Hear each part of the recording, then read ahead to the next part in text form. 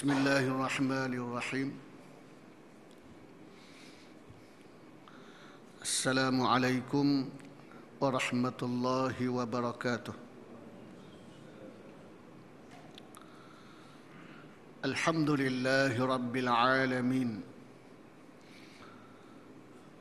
Assalatu wassalamu ala ashrafil anbiya'i wal mursalin وعلى آله وأصحابه ومن اهتدى بهديه إلى يوم الدين أما بعد.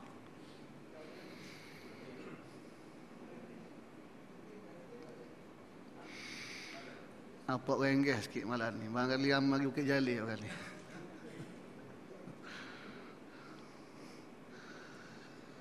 Muslimin muslimat sekalian, di mana yang dimaklumkan tadi, pada malam ini kita sambung bacaan dan huraian ayat 35 sehingga ayat 39 daripada surah Al-Baqarah.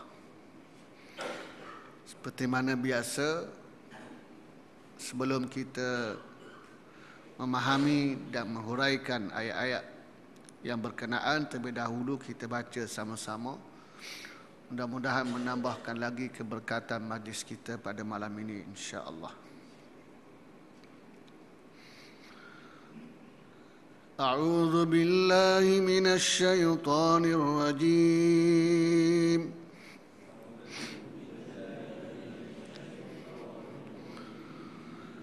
Wa qulna ya Adam uskun anta wa zawjukal jannah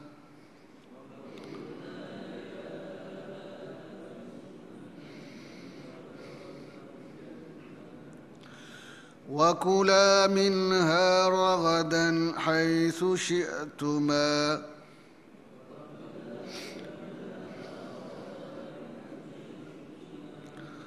وَلَا تَقْرَبَا هَذِهِ الشَّجَرَةَ فَتَكُونَا مِنَ الظَّالِمِينَ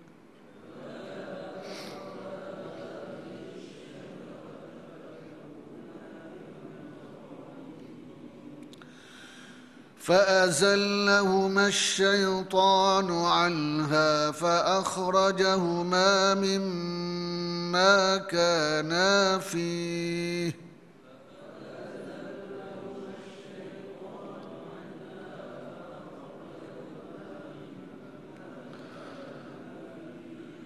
وقلنا اهبطوا بعضكم لبعض عدو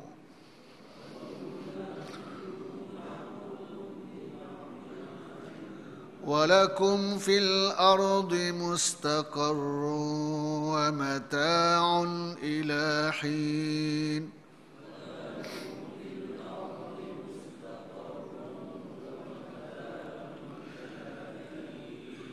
فَتَلَقَّى آدَمُ مِنْ رَبِّهِ كَلِمَاتٍ فَتَابَ عَلَيْهِ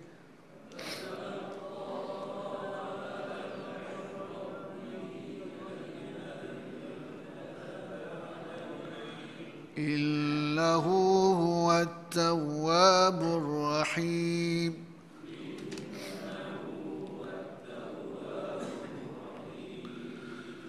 قُلْنَا اهْبِطُوا مِنْهَا جَمِيعًا فَإِمَّا يَأْتِيَنَّكُمْ مِنِّي هُدًى فَمَنْ تَبِعَ هُدَايَ فَلَا خَوْفٌ عَلَيْهِمْ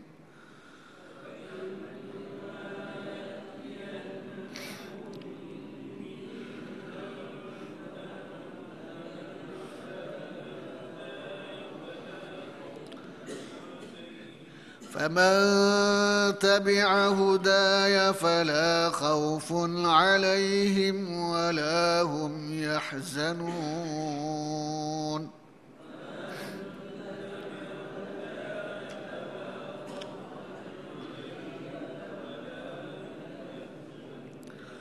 والذين كفروا وكذبوا بآياتنا أولئك أصحاب النار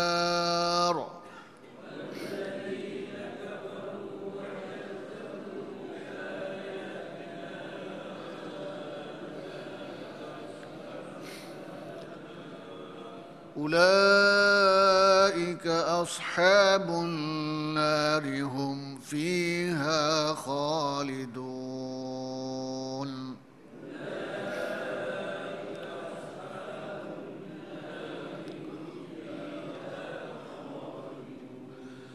صدق الله العظيم.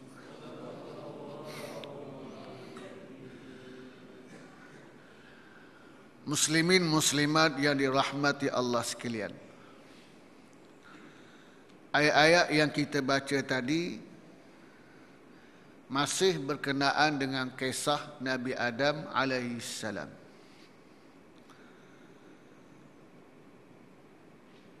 Dalam surah Al-Baqarah ini, kisah yang berkait dengan Nabi Adam yang diisytiharkan oleh Allah sebagai khalifah di atas muka bumi disebut daripada ayat 30 sehinggalah ayat 39. Dan kisah ini kita boleh bahagikan kepada dua kategori ataupun dua episod. Episod yang pertama telah pun kita baca dan huraikan dalam kuliah yang lepas, iaitu ayat 30 sehingga ayat 34. Manakala episod yang kedua hak yang kita baca tadi. Episod yang pertama ni berkisar antara Nabi Adam alaihissalam bersama para malaikat dan iblis. Apabila Allah Ta'ala mengisytiharkan bahawa dia akan melantik khalifah di kalangan manusia di atas muka bumi ini, maka para malaikat mengemukakan persoalan untuk mengetahui apa hikmat di sebalik manusia dilantik menjadi khalifah. Sedangkan manusia ini jenis makhluk yang suka melakukan kerosakan dan menumpahkan darah. Setelah Allah Ta'ala memberikan ilmu kepada Nabi Adam alaihissalam, yang akhirnya memberikan kelebihan kepadanya sebagai satu syarat melayakkan dirinya menjadi khalifah, akhirnya malaikat terpaksa akur dengan apa yang telah diputuskan oleh Allah untuk melantik manusia sebagai khalifah. Kerana mereka awal, para malaikat memahami seolah-olah tanggungjawab khalifah ini hanya sekadar membesar, mensucikan Allah Ta'ala melalui ibadat, melalui tasbih, tahmid dan takbir. Sedangkan tugas tanggungjawab khalifah bukan setakat itu sahaja. Di sana ada peranan dan tanggungjawab yang tidak mungkin dapat ditunaikan dan dilaksanakan oleh para malaikat, bahkan tak sanggup dipikul oleh makhluk-makhluk yang lain. Inna aradna al-amanata 'ala as-samawati wal-ardi wal-jibal fa abayna an yahmilnaha wa ashfaqna minha wa hamalaha al-insan innahu kana zaluman jahula. Sesungguhnya kami telah bentangkan al-amanah ke atas langit, bumi, bukit, bukau, gunung, ganang. Lalu mereka enggan menerima tanggungjawab tersebut. Kerana mereka bimbang berlaku khianat. Dan ia dipikul oleh manusia. Sesungguhnya manusia itu sangat zalim dan jahil. Setelah ternyata kelebihan yang ada pada Nabi Adam alaihissalam melalui ilmu sehingga melayakkan dia menjadi khalifah, akhirnya Allah Ta'ala perintah kepada malaikat dan juga iblis supaya tunduk, sujud, menghormati dan memuliakan Nabi Adam alaihissalam. Malaikat semuanya sujud, tetapi iblis enggan. Kerana sifat sombong dan takabur yang ada padanya menyebabkan dia dihina, dilaknat oleh Allah dan dihala keluar daripada syurga. Itu satu episod yang telah kita hurai panjang dalam kuliah kita yang lepas. Apa makna khalifah? Bagaimana malaikat mengetahui sifat ataupun perangai yang ada pada manusia, sedangkan itulah kali pertama manusia diciptakan. Telah kita huraikan. Dan juga siapakah iblis ini telah pun kita huraikan. Dan pada malam ini kita masuk episod yang kedua yang berkisar di antara Nabi Adam bersama isterinya Hawa berdepan dengan godaan iblis. Allah Ta'ala berfirman, wa qulna ya Adam uskun anta wa zawjukal jannata wa kula minha ragadan haitsu syi'tuma. Dan kami telah berfirman, wahai Adam, tinggallah engkau bersama isteri engkau di dalam syurga dan makanlah daripada syurga itu semahu-mahunya dari apa saja yang kamu sukai, tetapi jangan kamu dekati pohon ini. Wala taqraba hadhihi syajarah. Jangan kamu hampiri pohon ini. Fatakuna minaz zalimin. Nanti kamu termasuk di kalangan orang-orang yang zalim.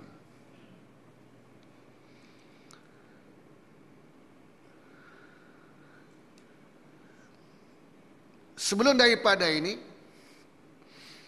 cerita berkait dengan Nabi Adam alaihissalam sahaja. Ayat ini menunjukkan selepas Nabi Adam, Allah Ta'ala mencipta pula pasangannya, iaitu Hawa. Berkata Ibnu Mas'ud dan Ibnu Abbas radhiyallahu anhum, apabila Nabi Adam ditempatkan dalam syurga, masya fiha mustawhishan, dia berjalan dan mondar-mandir dalam syurga itu dalam keadaan kesepian. Dalam keadaan kesepian. Walaupun duduk dalam syurga dah, dia boleh menikmati apa sahaja yang dia mahu. Berada dalam segala bentuk kesenangan.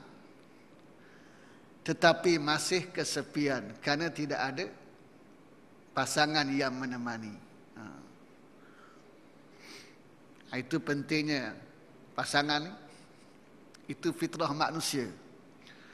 Itulah syurga dah tu. Kalau kita kira kat dalam syurga tu, apa dia nak, boleh berlaku.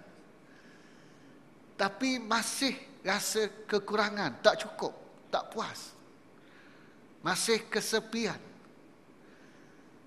Masih terasa belum lengkap. Sehinggalah Allah Ta'ala mencipta Hawa sebagai isteri dan pasangan menemani Adam alaihissalam. Dalam riwayat Ibnu Abbas dan Ibnu Mas'ud ini menyebut, apabila Nabi Adam tidur, Allah Ta'ala mencipta Hawa daripada tulang rusuknya sebelah kiri.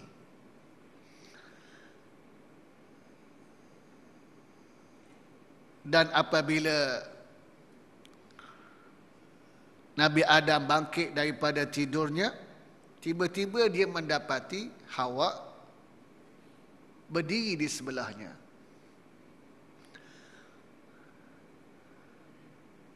Lalu Nabi Adam bertanya, "Man anti?" Siapa kamu? Lalu kata Hawa, "Imra'atun khuliqat min dhal'ika lituskina ilayya." Aku adalah seorang perempuan. Jenis manusia macam kamu juga, cuma perempuan. Yang Allah Ta'ala ciptakan aku daripada tulang rusuk kamu, untuk aku jadikan pasangan kepada kamu, agar kamu dapat merasa ketenangan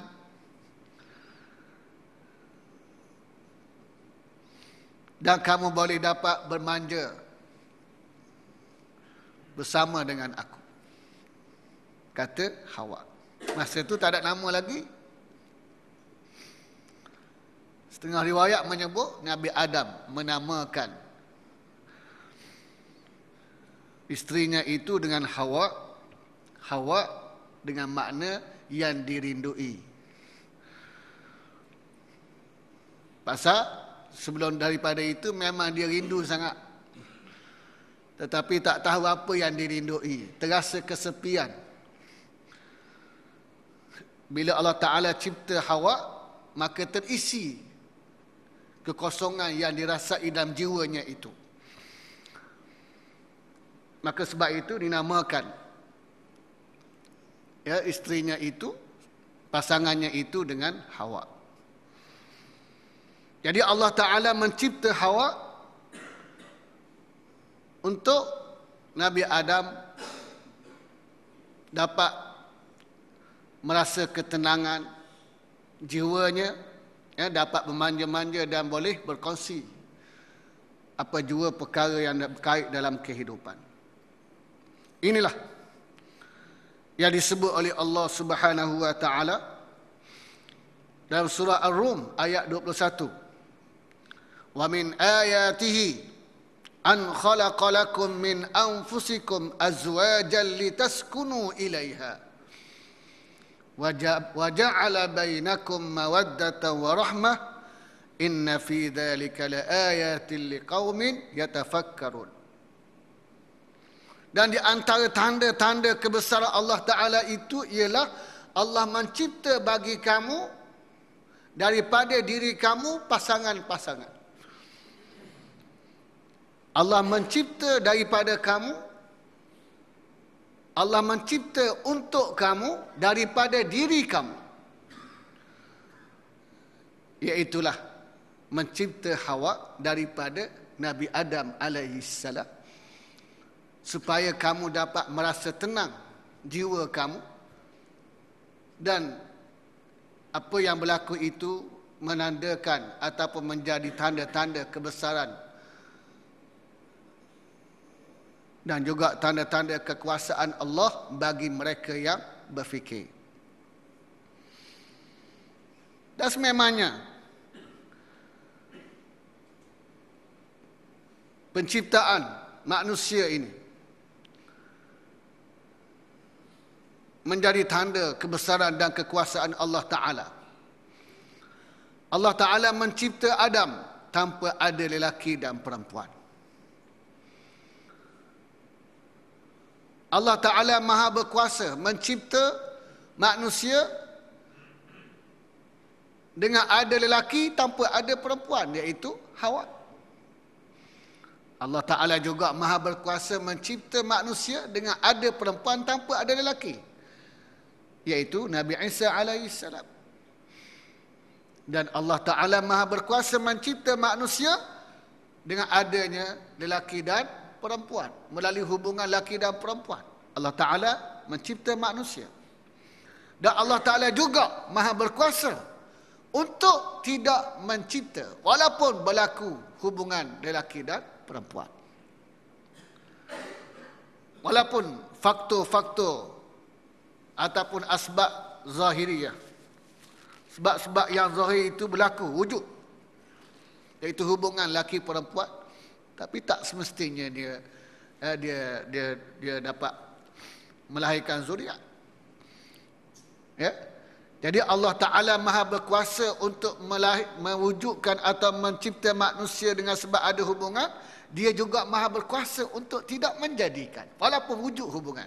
Kerana bukan hubungan itu yang menentukan wujud atau tidak, tercipta ataupun tidak, tapi dengan kehendak dan juga izin daripada Allah Ta'ala.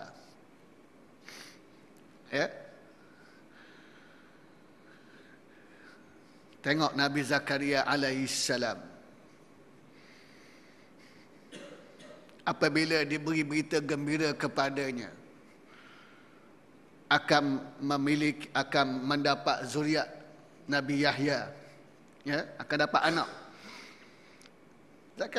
Nabi Zakaria kata, orang tua macam aku ni mana boleh nak dapat anak lagi dah.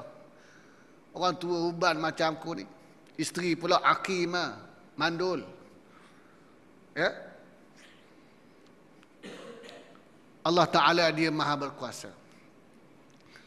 Kalau Siti Maryam boleh melahirkan Isa tanpa ada lelaki, ini kan pula melalui pasangan yang sudah sedia ada lelaki dan perempuan. Allah Ta'ala lagi mudah, maha berkuasa untuk mencipta. Jadi apa yang berlaku ini menunjukkan kesempurnaan kekuasaan Allah. Ya tak?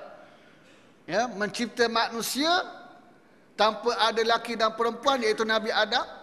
Mencipta manusia melalui lelaki tanpa perempuan, iaitu Hawa. Mencipta manusia melalui perempuan tanpa lelaki, iaitu Nabi Isa. Dan mencipta manusia dengan adanya lelaki dan perempuan, iaitu kita semua. Dan Allah Ta'ala juga maha berkuasa untuk tidak mencipta, untuk tidak memastikan ianya berlaku walaupun adanya hubungan lelaki dan perempuan. Jadi Allah Ta'ala mencipta Hawa sebagai pasangan dan isteri kepada Nabi Adam alaihissalam. Jadi Allah Ta'ala perintah kepada Nabi Adam, uskun anta wa zawjukal jannah. Tinggallah engkau bersama dengan isteri engkau dalam syurga. Wa kula minha ragadan haitsu syi'tuma. Dan makanlah kamu berdua daripada syurga itu semau-maunya. Min ragadan haitsu syi'tuma. Apa sahaja yang kamu suka, apa sahaja yang kamu mahu. Wala taqraba hadhihi syajarah. Cuma kamu jangan hampiri pohon ini. Yang lain kamu boleh makan. Makanlah semau-maunya, ragadan, sepuas-puas semau-maunya, haitsu syi'tuma. Apa saja yang kamu suka. Cuma pohon kayu ni jangan kamu hampiri. Yang kamu makan. Itu suatu ketetapan, peraturan daripada Allah pada Nabi Adam dan Hawa sebagai satu ujian. Yang Allah Ta'ala maha mengetahui hikmah di sebalik ketetapan tersebut. Fatakuna minal zalimin. Kalau kamu hampiri dan makan daripada buah pohon kayu ini, nanti kamu akan tergolong di kalangan orang-orang yang zalim. Orang yang menzalimi diri sendiri. Apakah jenis pohon yang dilarang itu? Tidak ada dalil yang kuat, tidak ada dalil yang sahih yang menyebut secara sharih apakah jenis pohon ataupun buah yang dilarang oleh Allah Ta'ala. Walau bagaimanapun di kalangan ulama tafsir ada yang memberikan pandangan dan pendapat mereka berdasarkan apa yang ada dalam kitab yang terdahulu dan juga berdasarkan ijtihad mereka. Ada yang mengatakan pohon itu ialah syajaratul burri, iaitu pohon biji-bijian seperti bali gandum. Al-bur dalam bentuk bijian. Dan ada yang mengatakan ia adalah syajaratul inab, buah anggur. Dan ada yang menyatakan syajaratut tin, buah tin. Allah Ta'ala larang.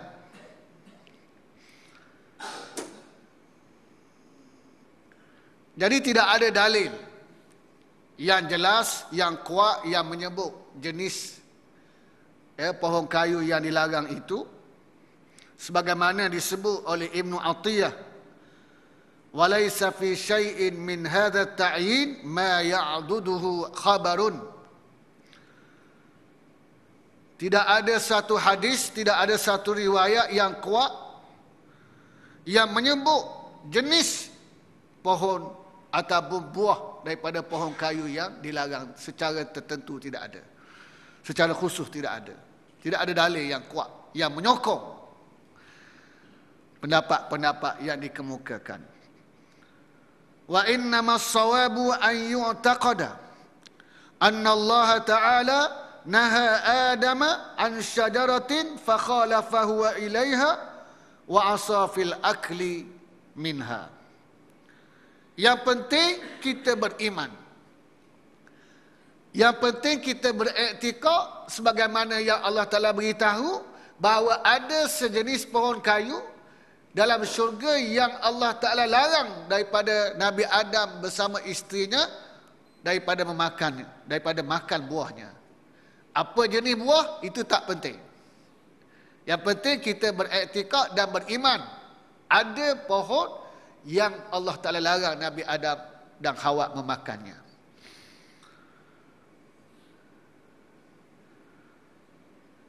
Kata Ibnu Jarir, kalau kita tahu pun tidak menambahkan kealiman kita, kalau kita tak tahu pun tidak meletakkan kita pada kalangan orang yang jahil. Maknanya tahu tak tahu pun sama aja. Yang penting kita beriman ada sejenis pohon yang dilarang oleh Allah. Ya, kalau tahu pun tak tambah kealiman dia, kalau tak tahu pun tak meletakkan dia dalam kejahilan. Tak jejah apa-apa.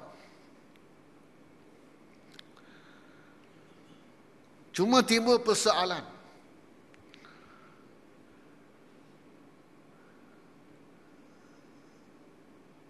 Apabila Nabi Adam alaihissalam bersama Hawa akhirnya tergoda dengan godaan syaitan. Ya, dan makan daripada buah pohon yang dilarang tadi. Sebelum daripada itu, yang masyhur juga di kalangan orang Melayu kita, dia sebut buah khuldi.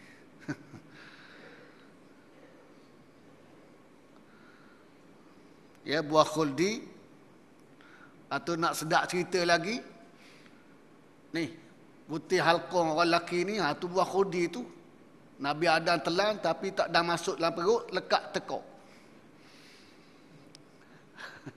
Itu Malayuiyat. Ya, bukan Israiliyat. Malayuiyat. Cerita-cerita dongeng tambahan orang Melayu. Tak ada kena-mengena. Ya. Pohon khuldi ni memang idea daripada iblis sebenarnya. Khuldi ni maknanya kekal. Khuldi itu maknanya kekal.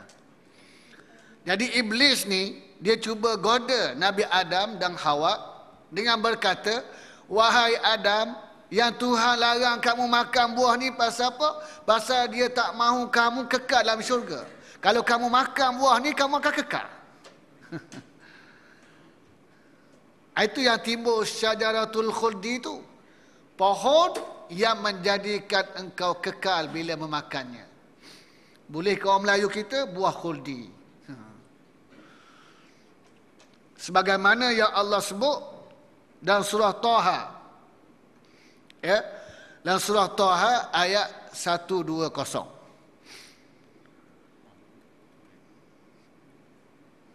Nah. Oh. BGG siapa? Bukan. Oh, no.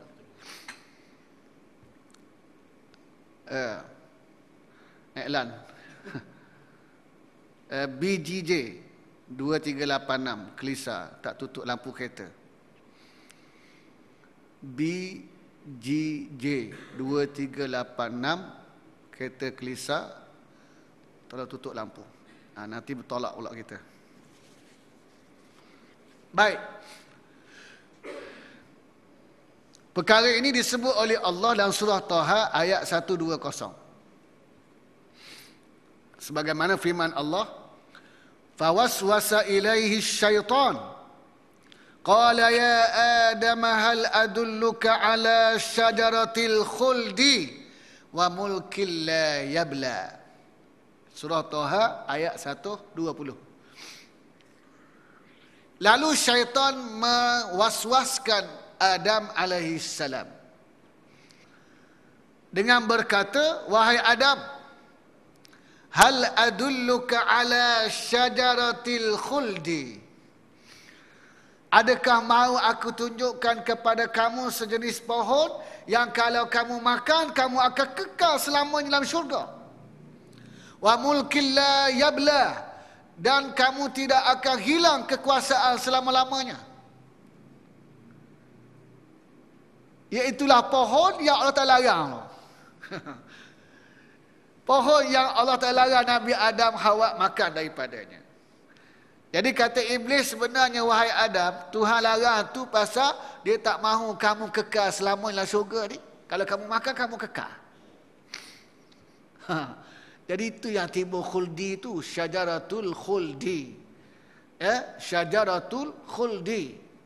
Bukan jenis pohon tu buah khuldi, tak. Pohon yang boleh mengekalkan engkau kalau kamu makan. Pohon apa? Ulama kata ada buah tin, ada kata anggur, ada kata bijian. Tak. Jadi itu yang disebut dalam Al-Quran dan juga huraian para ulama.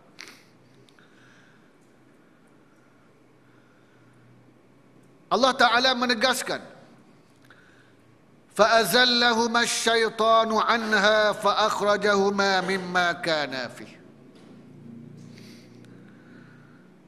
Lalu syaitan memperdayakan keduanya dari syurga, sehingga keduanya dikeluarkan dari segala kenikmatan ketika keduanya di sana. فَأَزَلَّهُمَا الشَّيْطَانُ عَنْهَا. Syaitan telah berjaya menggelincirkan, menggelincirkan kedua-duanya, sehingga akhirnya mereka dikeluarkan daripada syurga yang sebelum itu mereka bernikmat dengan segala nikmat yang ada di dalamnya. Maknanya Nabi Adam dan Hawa akhirnya tergoda sehingga mereka makan juga buah daripada pohon yang dilarang tadi. Timbul perbahasan di kalangan ulama, macam mana Nabi Adam alaihissalam boleh tergoda dan makan buah daripada pohon yang dilarang? Bukankah sifat seorang Nabi itu adalah maksum? Bersifat ismah. Maksum iaitu terpelihara daripada melakukan kesalahan, melakukan dosa, makan buah yang dilarang. Maka di sana ada pendapat di kalangan ulama menyatakan bahawa peristiwa itu berlaku ketika Nabi Adam belum lagi dilantik menjadi Rasul. Artinya peristiwa itu berlaku sebelum jadi Rasul. Lepas pada itu barulah Allah Ta'ala lantik Adam sebagai Rasul. Jadi tak timbul masalah maksum di situ, kerana masa itu belum jadi Nabi lagi. Itu tafsiran sebahagian ulama. Di sana ada tafsiran yang lain, dan pendapat yang paling kuat kata Imam Al-Qurtubi ialah sebagaimana yang disebut sendiri dan ditegaskan oleh Allah Subhanahu wa taala dalam surah Taha ayat 115. Iaitu Nabi Adam makan kerana terlupa. Dan bila terlupa, ia dimaafkan oleh Allah. Tidak dianggap satu kesalahan. Perbuatan yang dilakukan dalam keadaan terlupa tidak dianggap satu kesalahan. Jadi inilah pendapat yang paling kuat kata Imam Al-Qurtubi kerana ditegaskan sendiri oleh Allah. Dalam surah Taha ayat 115.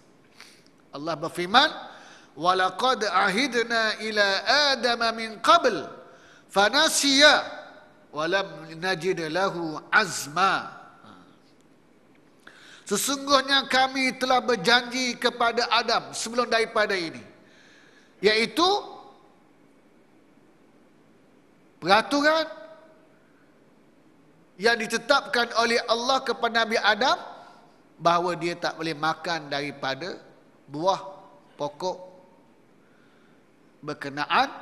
Itu janji Allah kepada iaitu ketetapan Allah pada Nabi Adam. Fanasiya, kata Allah, lalu dia lupa. Walam najid lahu azma, dan kami tidak dapati Adam itu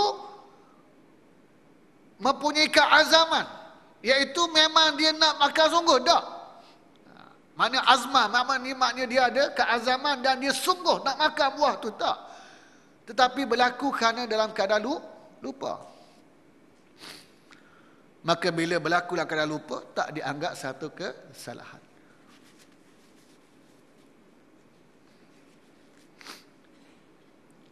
Allah Ta'ala ajar kepada kita doa, Rabbana la tu'akhidna in nasina aw akhta'na. Wahai Tuhan kami, janganlah engkau hukum kami dalam perkara yang kami lakukan dalam keadaan lupa ataupun kami tersalah, tak sengaja. Maka janganlah engkau ambil kira, janganlah engkau hukum kami. In nasina, sekiranya kami lupa. Au akhta'na, sekiranya kami tersalah. Ayat ni ayat akhir surah Al-Baqarah yang kita baca Amana Rasul tu. Ya, di hujungnya Rabbana la tu'akhidna in nasina au akhta'na. Itulah pendapat yang kuat kata Imam Al-Qurtubi. Satu perkara yang menarik, kalau kita baca dalam surah Al-A'raf ayat 19 sehingga ayat 22. Dalam ayat itu Allah Ta'ala ada menyebut bahawa tujuan syaitan menggoda Adam dan Hawa ini supaya makan juga pohon tersebut ialah liyubdiya lahuma ma wuriya anhuma min sawatihima, untuk dia mendedahkan aurat, keaiban, kemaluan kedua-duanya, untuk menampakkan keaiban kedua-duanya. Nampak? Tujuan syaitan. Allah sebut. Ya? Baca. Surah Al-A'raf ayat 19 sehingga ayat 22. Ya. Fawaswasa lahuma syaitan. Syaitan telah mewaswaskan kedua-duanya liyubdiya lahuma ma wuriya anhuma, untuk dia dedahkan apa yang menutupi kedua-duanya daripada kemaluan kedua-duanya, yakni keaiban dan aurat kedua-duanya.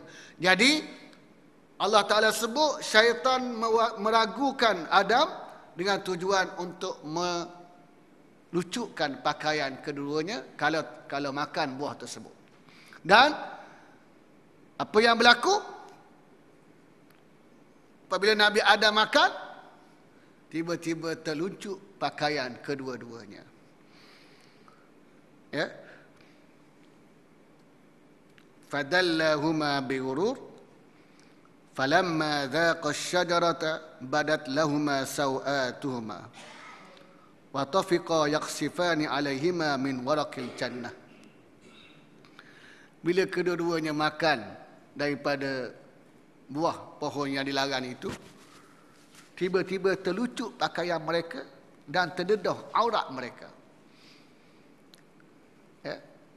Lalu kedua-duanya mencapai daun-daun kayu yang ada di sekitarnya untuk menutup aib, menutup aurat masing-masing.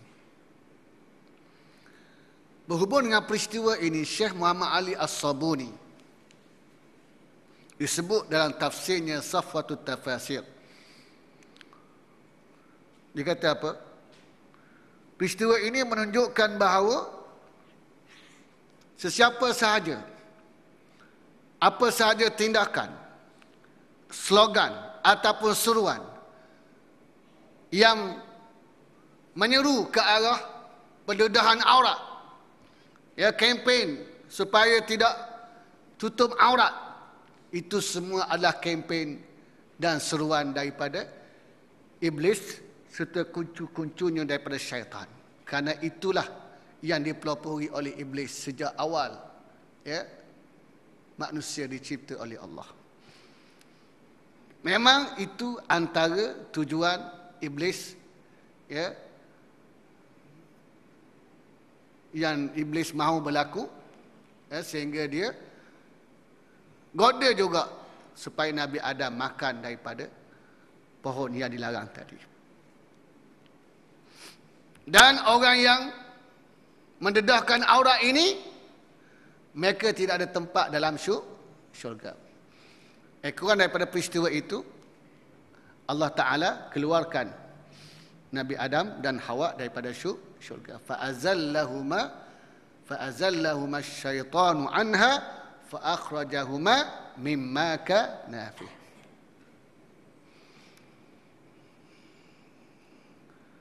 Jadi mana-mana kempen seruan ke arah pendedahan aurat, itu adalah kempen dan seruan yang sememangnya dipelopori sejak dari awal lagi oleh iblis dan syaitan. Itu kerja iblis belaka tu. Itu kuncu-kuncu syaitan. Ya. Iblis dah pelopori kerja ni. Memang dia nak tengok Nabi Adam dan Hawa terdedah aurat. Dan dia suka perkara itu berlaku. Dan siapa yang nak ke arah itu sememangnya kerja syaitan, kerja iblis. Dan menunjukkan bahawa, kata Syekh Muhammad Ali As-Sabuni, orang yang mendedahkan aurat tidak ada tempat dalam syurga. Dan sememangnya Nabi SAW menceritakan, sebaik saja balik daripada Isra' dan Mi'raj, Nabi kata, aku dibawa melihat syurga dan neraka. Dan aku dapati penghuni neraka ramai di kalangan golongan perempuan.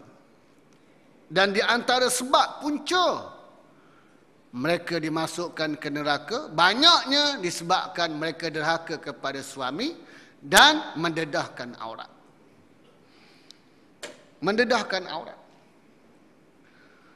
Dari ni pun macam-macam fashion pakaian, walaupun zahir nampak tutup aurat, tapi hakikatnya sekadar tutup urat saja. Ya, sekadar tutup urat, bukan tutup aurat pun. Menampakkan bentuk tubuh badan itu belum sempurna dari sudut tuntutan menutup aurat. Setakat nak semayang sahlah, tapi dari sudut menzahirkan kepada pandangan umum tak boleh, masih haram. Kadang pakai jubah nampak punggung. Minta maaf sebut. Ini tak? Pakai jilbab nampak dada. Tak cukup syarat. Kalau semayang sah. Tak apa. Ya, orang perempuan dia pakai pakaian ketat semayang. Asal tutup kulit tak apa. Ya, tak nampak warna kulit. Asal cuma makruh ya. Tapi dari sudut pandangan kaum ajnabi kepadanya masih belum terlepas. Dari sudut, ya, tutup aurat dengan sempurna. Masih belum sempurna, masih belum lengkap. Tak lepas. Ya tak?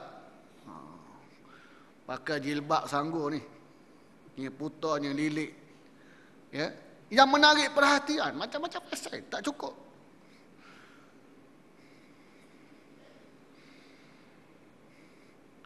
Jadi Nabi kata di antara punca ramai wanita masuk neraka kerana apa? Kerana berkait dengan masalah aurat mereka. Ya tak?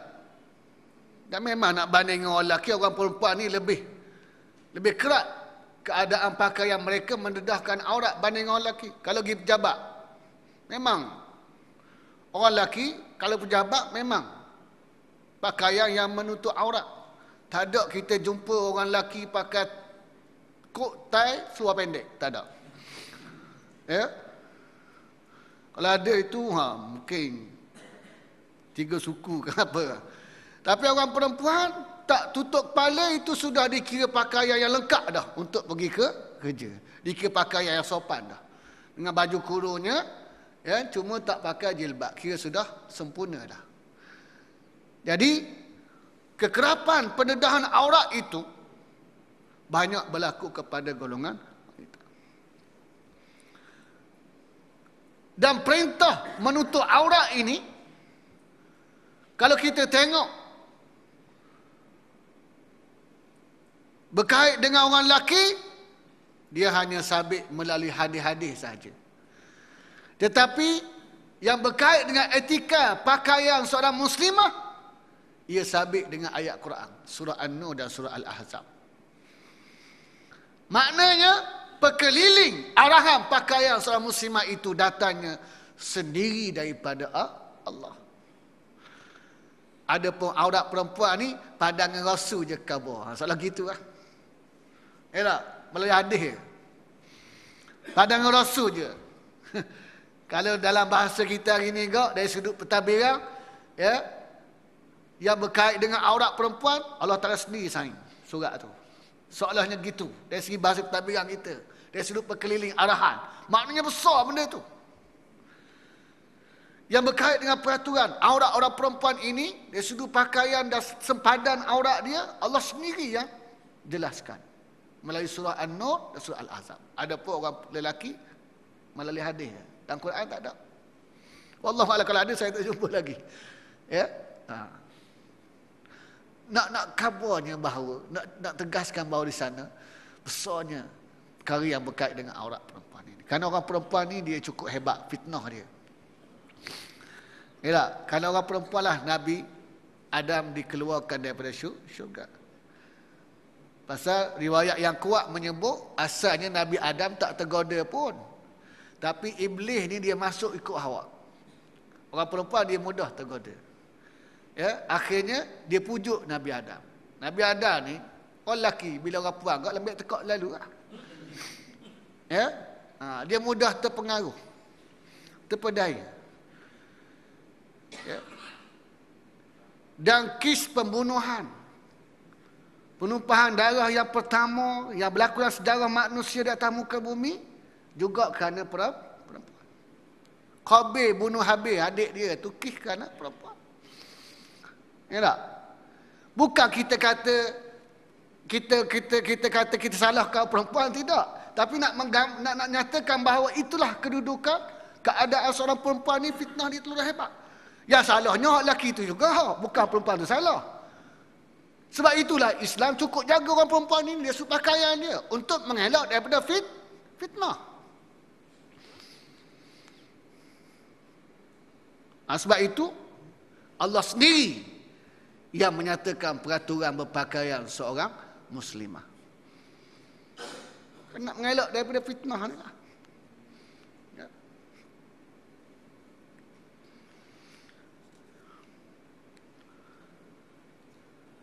Jadi apabila Nabi Adam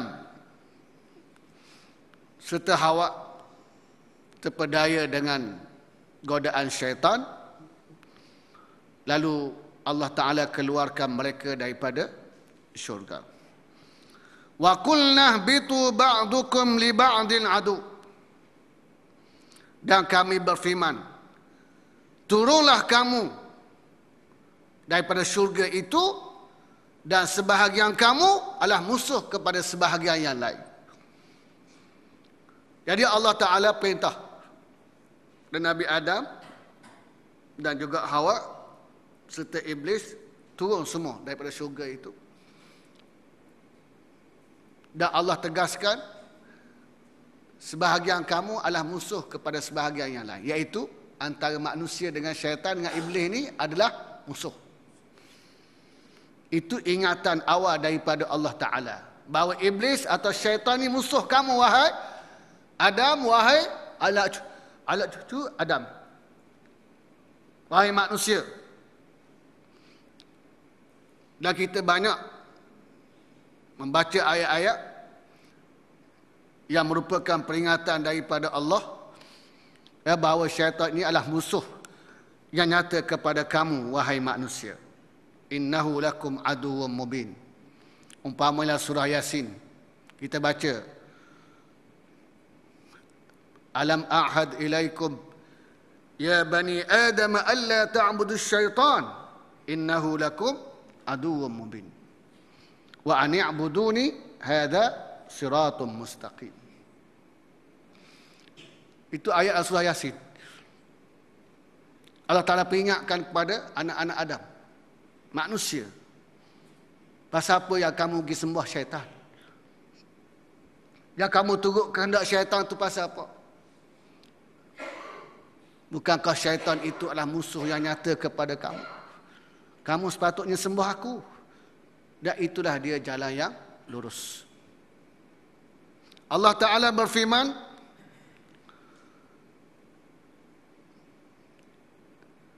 Ya ayyuhal inna syaitan lakum adu fattakhiduhu aduwa. Surah Fatir ayat 60. Sesungguhnya syaitan adalah musuh yang nyata kepada kamu, maka jadikanlah ia sebagai musuh. Fattakhiduhu aduwa. Kamu jadikan syaitan itu sebagai musuh, jangan sebagai teman ataupun kawan kamu. Yang kamu turut dah ikut kehendak dia. Jadikan syaitan musuh kamu. Bila sebut musuh, artinya kita kena lawan, tak boleh ikut, tak boleh turut kehendak dia. Inilah yang diperintahkan oleh Allah Subhanahu Wa Taala, dan Allah ingatkan awal-awal ketika dikeluarkan daripada syurga, kamu bermusuh di antara satu sama lain. Kamu wahai manusia dengan syaitan saling bermusuhan. Tak boleh nak kawan. Ya, ada orang berkawan dengan syaitan.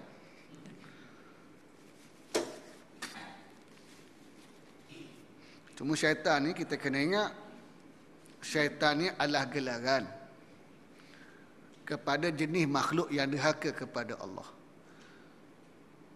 Jadi sama ada daripada jin ataupun daripada manusia, kalau jenis derhaka kepada Allah, maka dia mendapat gelaran tersebut.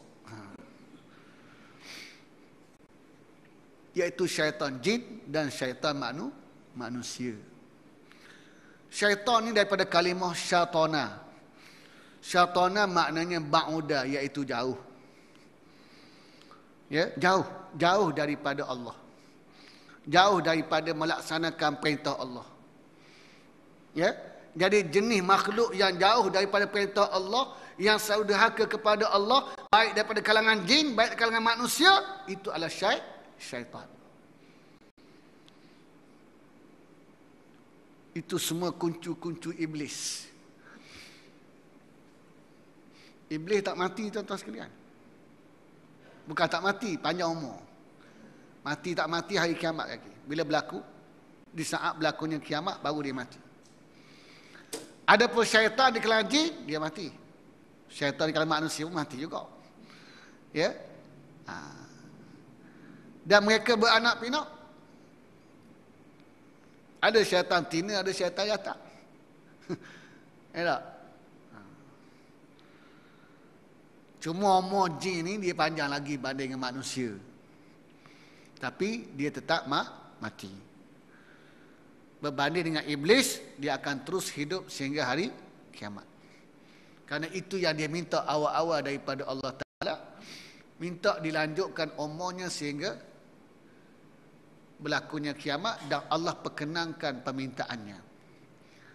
Jadi iblis ni sampai ke ni sampai ke akhirat. Maknanya pengalaman dia hebat. Pengalaman dia menyesatkan Firaun, menyesatkan Namrus, menyesatkan Abu Jahal, Abu Lahab. Pengalaman itulah yang diperturunkan kepada kuncu-kuncunya di kalangan syaitan jin dan turut diperturunkan kepada syaitan manusia. Ini kita kena faham. Jadi Allah Ta'ala menegaskan kamu saling bermusuhan. Walakum fil ardi mustaqar. Dan bagi kamu di atas muka bumi itu tempat tinggal. Wa mata'un ilahin. Dan sebagai suatu tempat keseronokan yang hanya bersifat sementara. Hanya seketika sahaja. Jadi Allah Ta'ala perintah pada Nabi Adam, perintah kepada Hawa dan juga Iblis supaya turun daripada syurga ke bumi. Di situlah tempat tinggal kamu, dan kamu saling bermusuh antara satu sama lain, dan kehidupan di atas muka bumi ini ilahin, mata'un ilahin, yang berupa keseronokan yang hanya seketika sahaja. Yang hanya seketika sahaja. Kerana negeri asal kita ialah akhirat. Itu warga negara kita. Warga negara kita ialah syurga. Sepatutnya kita boleh balik semula ke syurga. Itulah tempat asal datuk nenek moyang kita, Adam dan Hawa. Tapi ada orang degil tak mau masuk syurga, tak mau balik ke syurga. Degil juga. Apabila mereka kufur dan derhaka kepada Allah, hak jenis degil lagu ni, Allah tetap di dalam dan neraka.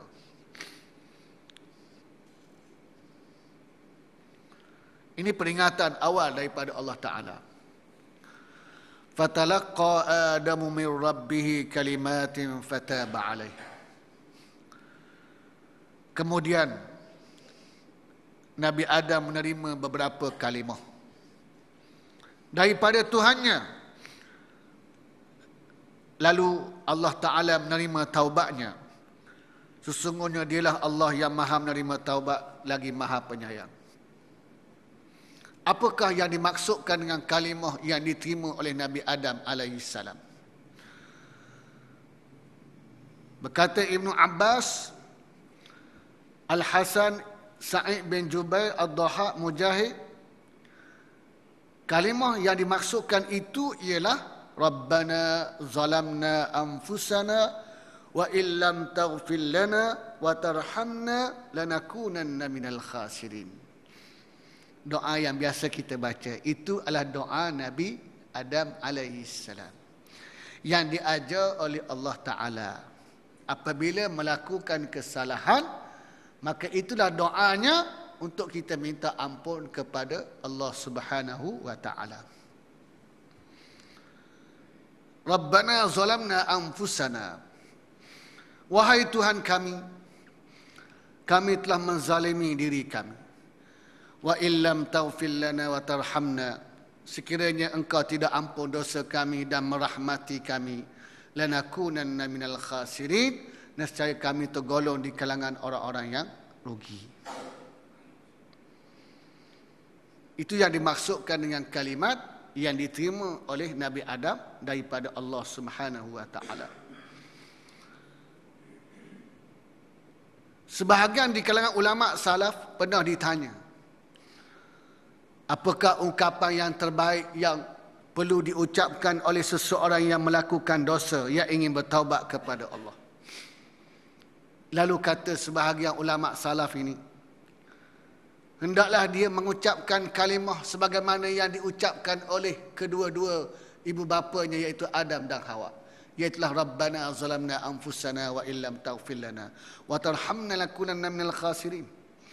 Dan juga apa yang diucapkan oleh Nabi Musa alaihissalam, Rabbi inni zalamtu nafsi faghfirli. Itu doa Nabi Musa ketika minta ampun kepada Allah. Ya. Wahai Tuhanku, sesungguhnya aku telah menzalimi diriku, maka ampunlah dosa aku. Dan juga apa yang diungkapkan oleh Nabi Yunus alaihissalam, ketika berada dalam perut ikan. Nabi Yunus, kita tahu kisah dia. Ya. Apa doa yang dibaca oleh Nabi Yunus? La ilaha illa anta subhanaka inni kuntu minaz zalimin. La ilaha illa anta subhanaka inni kuntu minaz zalimin. Tiada Tuhan malaikat engkau, maha suci engkau ya Allah, sesungguhnya aku ini di kalangan orang-orang yang menzalimi diri sendiri. Ketika kita menghadapi kesulitan ya, dalam kehidupan, perbanyakkan ucapan ini. Sebagaimana yang diungkapkan oleh Nabi Yunus alaihi salam ketika berhadapan berada kegelapan dalam perut ikan. Nabi Yunus mengucapkan kalimah ini.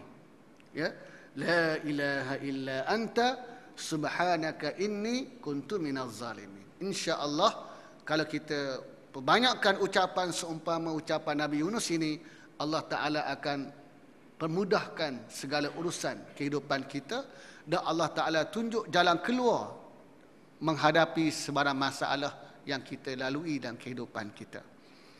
Ya, la ilaha illa anta subhanaka inni kuntu minaz zalimin. Doa Nabi Yunus alaihi salam. Dan kata Imam Al-Qurtubi, ya, bila Nabi Adam alaihissalam terima kalimah tersebut, lalu dia membaca dan minta ampun dan bertaubat kepada Allah, fataba alaih, lalu Allah Ta'ala terima taubatnya. Peristiwa itu berlaku, kata Imam Al-Qurtubi, pada hari Jumaat 10 Muharram, hari Ashura. Ya, hari Ashura 10 Muharram, hari Jumaat. Banyak peristiwa besar yang berlaku 10 Muharram ni. Ya, di antaranya Nabi Musa bersama dengan Bani Israel diselamatkan oleh Allah daripada kepungan Firaun dan bala tenteranya. Ya, berlaku pada 10 Muharram. Menyebabkan orang-orang Yahudi di Madinah dia puasa pada hari tersebut. Puasa. Bila ditanya oleh Nabi, kenapa kamu berpuasa? Mereka mengatakan sebagai tanda kesyukuran kami kerana pada hari tersebut Nabi Musa dan kaum kami, datuk nenek moyang kami diselamatkan oleh Allah. Nabi kata, kamu berpuasa semata-mata atas dasar bangsa dan keturunan Bani Israel. Maka kami lebih berhak untuk meraihkannya atas dasar hubungan iman. Maka Nabi perintah kepada sahabat supaya berpuasa pada hari tersebut. Dan untuk membezakan dengan orang Yahudi, Nabi berazam untuk berpuasa awal sehari pada tahun berikutnya. Tapi Nabi tak sempat, Nabi wafat. Sebab itu sunat kita puasa 9 dan 10 Muharram.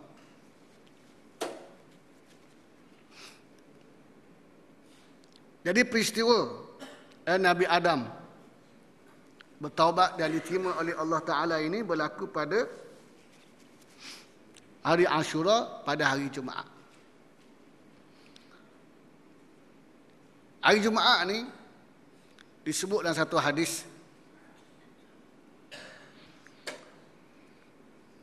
yang berkait dengan Nabi Adam alaihissalam.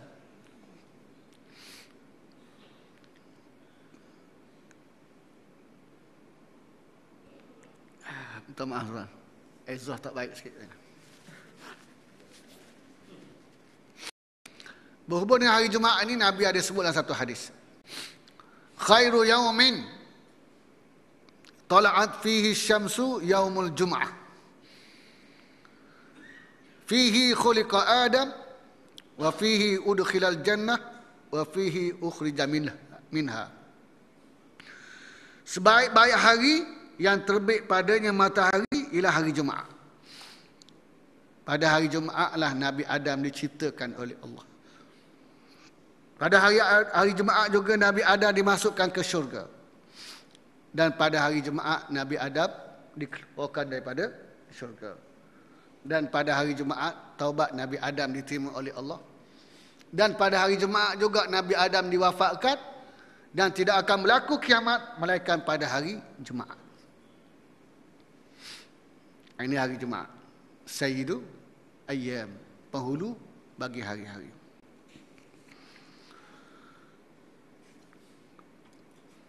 Qulna ihbitu minha jami'a.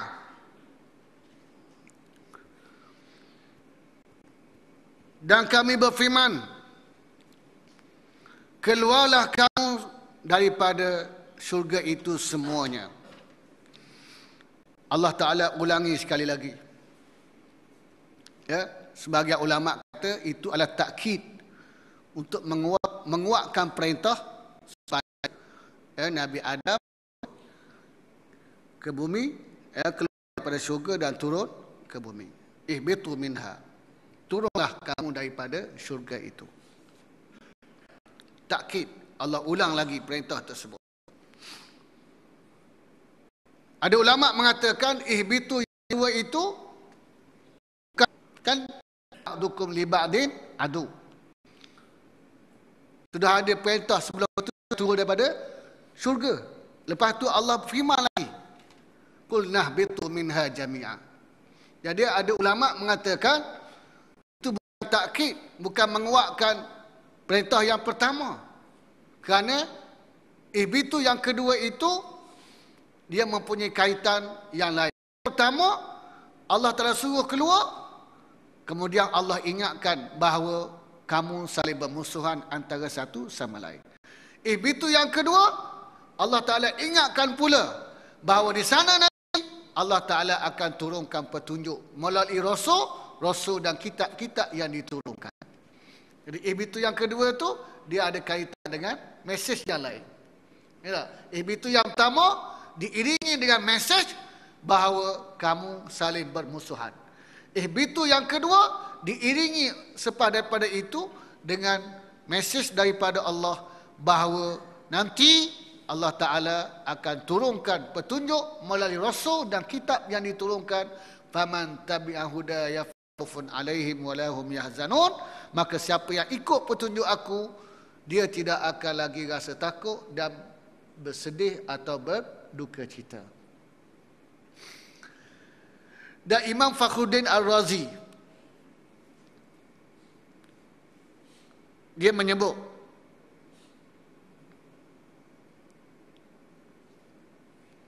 sebenarnya Allah Ta'ala sebut ihbitu yang kedua tu disebabkan Nabi Adam merasakan apabila dia bertaubat maka tak lagi keluar syurga.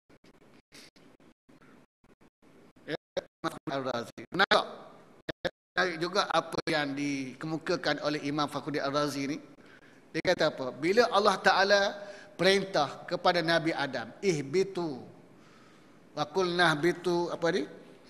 Wa qulna ihbitu ba'dukum li ba'din adu. Perintah yang pertama suruh turun daripada syurga tu, itu ekoran daripada Nabi Adam dan Hawa makan buah daripada pohon yang dilarang. Maka Allah Ta'ala suruh turun daripada syurga. Kemudian sebelum turun tu Nabi Adam bertaubat kepada Allah, menerima beberapa kalimah, lalu dia bertaubat dan Allah Ta'ala terima taubat dia. Nampak tak? Jadi Nabi Adam menyangka tak payah turun lagi dah. Gitu. Pasal dia bertaubat dah. Pasal Allah Ta'ala suruh turun tu pasal kesalahan dia makan buah daripada pohon yang dilarang.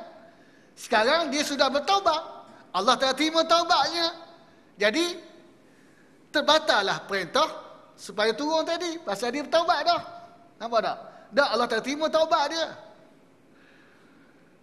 Kata Imam Fakhruddin Ar-Razi, Allah Ta'ala ulangi perintah suruh turun itu kerana apa? Kerana nak melaksanakan apa yang telah dijanjikan oleh Allah sebelum daripada itu, iaitu aku nak jadi kamu sebagai khalifah di atas muka bumi.